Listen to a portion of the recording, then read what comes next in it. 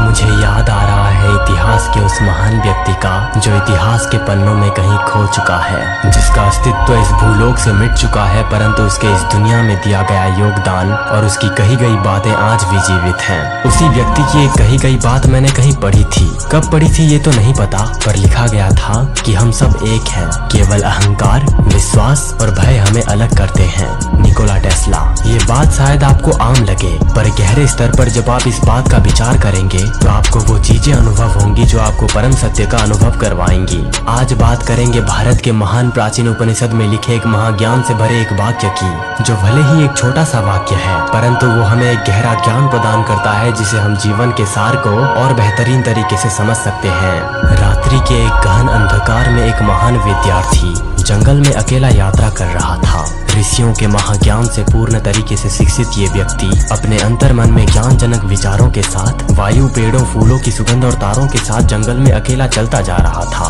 दुनिया और ब्रह्मांड का गहरा ज्ञान रखने वाला ये व्यक्ति ये सोचते हुए आगे बढ़ रहा था कि काश वो मानव जीवन पाने के बजाय कहीं एक गहरे अंधकार से भरे जंगल में मौजूद एक सुगंधित फूल होता, जो हर वक्त अनंत सुगंधता में रमण करके एक दिन शांति से नष्ट हो जाता। फिर तभी वो एक बार और सोचता है कि काश वो एक पेड़ होता। वो जंगल में मौजूद हर एक चीज को देखकर ये सोचता रहता था कि काश में ये होता, वो होता, और अनंत आकाश में देखकर कभी कभी ये सोचता कि काश में उस अंधकार में चमक रहा उन करोड़ों सितारों में से कोई एक सितारा होता। ये सोचते सोचते उसे जंगल के अंधकार से एक गहरी आवाज सुनाई देती है, जो उसे ये कह रही थी कि तत्वमसि, जिसका मतलब होता है कि वो ब्रह्म तुम ही हो। उसे एक पल के लिए लगा कि ये जरूर उसका भ्रम होगा, पर उसे ये आवाज और सुनाई देती है कि वो ब्रह्म तुम ही हो। उसने आंख बंद करके ध्यान दिया तो पता चला कि ये आवाज और कहीं से नहीं बल्कि परमात्मा की आवाज है, जो उसके भीतर से आ रही थी, जो इस जीव जगत से लेकर ब्रह्मांड के हर कण में फैले हुए हैं, जिसे मानव की बुद्धि कभी समझ नहीं सकती जब तक कि वो ब्रह्म को ना समझ ले।